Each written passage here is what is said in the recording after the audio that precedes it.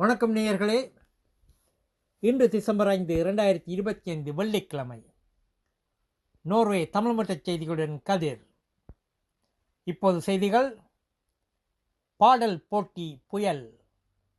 ஈரோவிஷன் 2026 பாடல் போட்டியில் இஸ்ரேல் பங்கேற்கிறது. ஸ்பெயின், நெதர்லாந்து, ஸ்லோவேனியா, அயர்லாந்து ஆகிய நாடுகள் புறக்கணித்துள்ளன.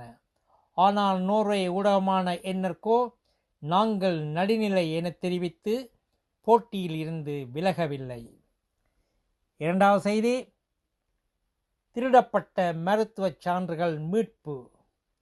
ஒஸ்லோ மருத்துவமனைக்கு கொண்டு செல்லப்பட்ட 50 நோயாளிகளின் இரத்த சான்றுகள் நேற்று வியாழக்கிழமை திருடப்பட்டு இன்று மீட்கப்பட்டுள்ளன. ஆனால் இந்த திருட்டின் காரணம் இன்னும் தெளிவாகவில்லை. காவல்துறையின் உசாவல் தொடர்கிறது. மூன்றாவது செய்தி. பாதுகாப்புக்கு 19 பில்லியன் முதலீடு.